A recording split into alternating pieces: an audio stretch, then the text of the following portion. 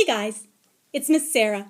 You're not going to see my face in this video today because I want to focus on what I am doing with my hands to create our project.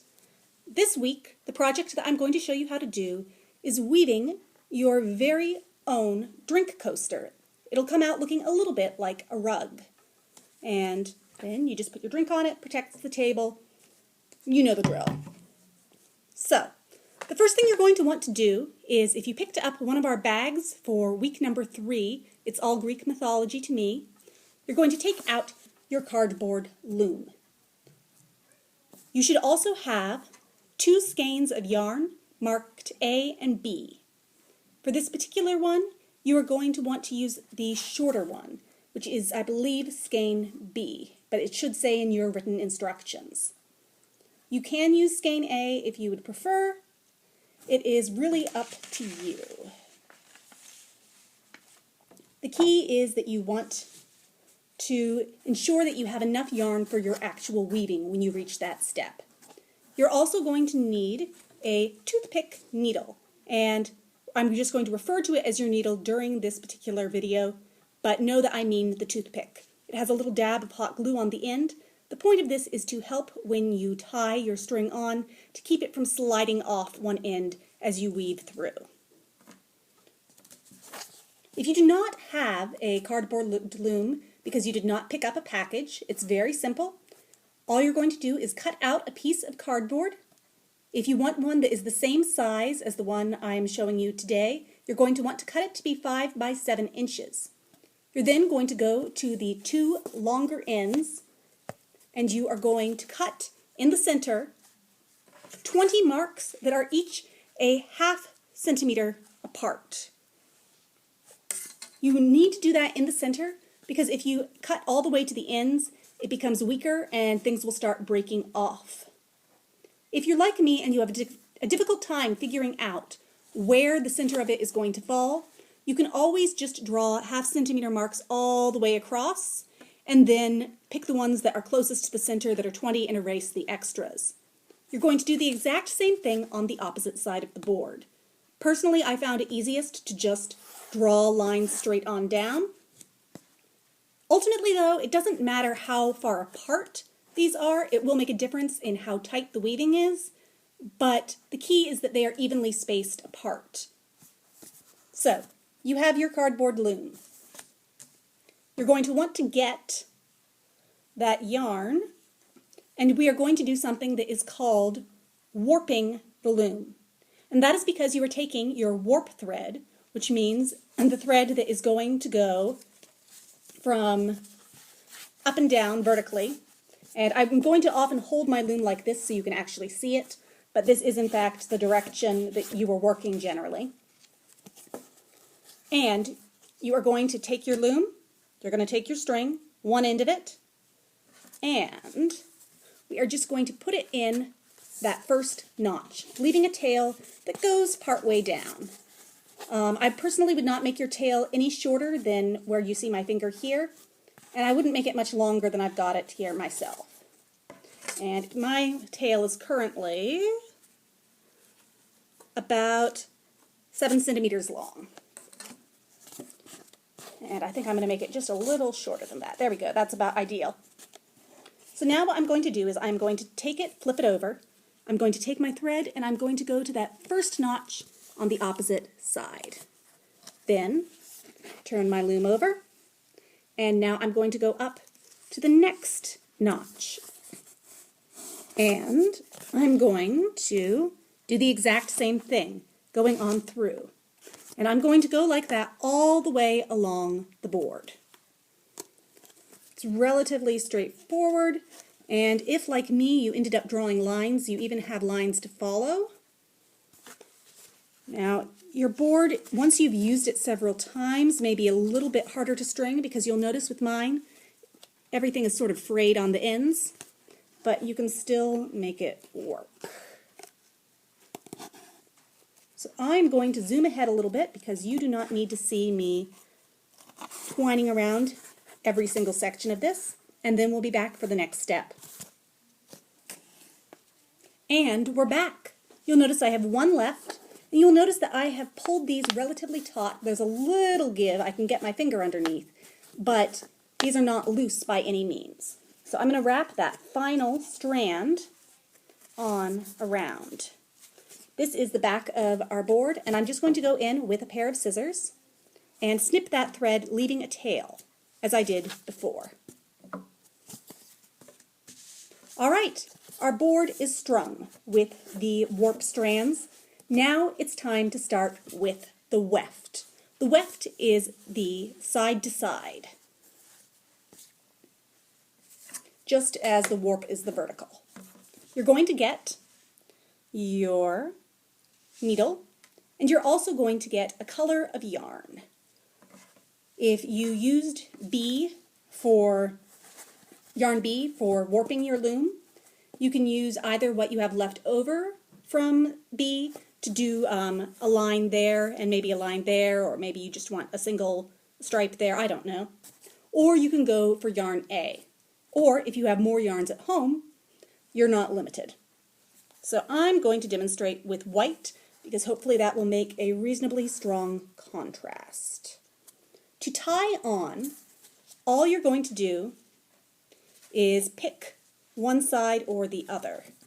However, before you tie on, you're going to want to stick 2 popsicle sticks right on through whichever side you choose to be the bottom. At this point, it doesn't matter. If you don't want to use popsicle sticks, you don't have to. You can, in fact, draw lines, as I've done, showing where your weaving should start and stop. But I have included in the packages popsicle sticks because I find that it helps me personally. So you'll notice all I'm going to do is slide it on in underneath and push it down. I'm going to grab my other one and slide it on in and push it down. And what this is doing is it's providing space. It's making sure I don't accidentally move my weaving all the way down here, and it's helping me keep a relatively straight line. So back to our thread. You're going to want to cut your weft thread, your initial piece, somewhere between 1 to 5 yards in length. You don't want it much longer than that because otherwise it's going to get tangled and you're going to have a lot to pull through. You don't want it much shorter than that because otherwise you're constantly going to have to be adding on more thread and continuing to knot on. And the knots do show up a little bit, so that's a pain. So take the end of your thread and decide which side you want to work in from. I generally start from the right, but it ultimately doesn't matter. You do not want to tie on either of the 2 end strings. You also do not want to tie on in the center. I would suggest going with one of the 3 that I have my ring finger against. So I'm going to start on the second strand. What you're going to do is go over that first thread and under this second one, like so. Now you are going to take it, you're going to pull out a little bit of it, because we want enough to both make a basic knot and a tail. Have a tail left over. So I'm just going to do a simple knot right here.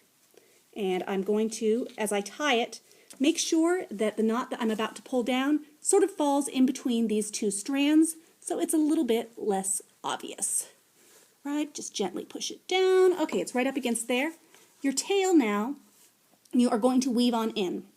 So if we went over and then under on this one, the next one is going to be over, and then the next one under, and we're just going to go over, under, over, under. So this one here, we just went under, so this one will go over, and the next one, we will go under. And you can weave it entirely on in, or you can weave it just a little bit, but you want to have a certain amount of it on in because that will help hold it in place. Sometimes I would suggest double knotting to start out, and in fact I think I'm going to take this back and do just that. When you knot on anywhere else except the ends, a single knot is plenty sufficient, but it never hurts to be extra safe with the ends. So there we are. Now it is double knotted. And now over, under, so over, under, over, under, over, under, over, under. And I think I like where it is right here, so I'm just going to pull it nice and tight and snip. You can certainly work the entire thing in if you want. I would say you want at least 1 inch of a tail to be worked in. Now you are going to take the opposite end of your piece of weft, and you'll notice mine is already getting a little tangled up, so you do want to be careful with that. Now let's see if I can find that other end. I think this one might be a little bit long. Yeah, so what I'm going to do is cut it. So here we are. All you're going to do, take your needle, take your other end of the weft thread, and you are going to tie a knot right here above the hot glue bump on the longer side of the needle rather than the shorter one. And I generally will double knot because that helps keep it in place. And you do want to have a tail on this knot, so make sure that when you tie it you are going to have enough. And the knot should sit on, as I said, right below that hot glue bump. So I'm going to turn it over, and now I'm going to knot it in this direction just to help keep it in place. There we are. You will see now I am ready to actually start weaving. And, alright. What you do when you weave on is, except when you are working with the very first knot on or any knot on subsequently, you are going to be going under, over, under, over. You always want to have your first strand that you go under, that you use, be an under, and the next one be over. And you'll notice I am just, this one's a little rough, so it wants to catch on the threads. Be aware that it can do that sometimes. Alright, so you'll notice that I've just gone under on this one, over, under, over. Then when I get a little way through, I'm going to pull through. I don't have to pull through all the way yet. So I just went under there. I'm going to go over here, under, over, under, over, under, over. Let's see, oops, I almost did 2 there. So under, over. I'm going to pull through a little bit more. That was just an under, so over, under, over, under, over, under, over. Okay, and you always want to end a row going over, no matter whether you're going that direction or this direction. Just as you always want to start a row going under, except for when you are tying on. So I'm gently pulling this on through. You'll notice that I am forming a kind of loop. It looks a little bit like a rainbow arc.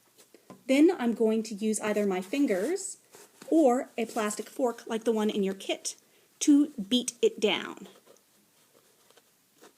And I'm getting it roughly lined up with where those popsicle sticks are. And then once I have that in place, I'm going to do the exact same thing now, going the opposite direction. So I'm going to go under, over, under, over, pull through a little bit, and keeping on going in that exact same pattern. If you ever end a row and you find that you have gone under instead of over, check your stitches.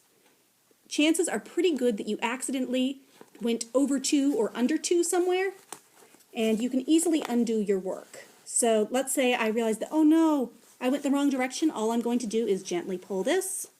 Then when I reach up here, I'm going to hold on to this and just sort of pull it on through. It's sort of weaving in opposite. And I can get it on out that way, like so, and just keep going across the row. So, over, under, over, under, over. Also be careful as you go through that you do not accidentally catch part of your thread. That's going to make it a lot harder to pull through, and it'll result in your work snagging. So, let us pull this on through. Whoop. You don't want to pull too hard, like this, because you'll notice then it pulls your strands inwards. So let's loosen that up. You want to have a little bit over here. Not a ton, but just enough. So you'll see it's just a little loose there. And then when I beat it down, helps form what is going to be wrapping along here, forming an edge like you see in these. So I'm probably going to skip ahead a little bit, and I will see you for the next step.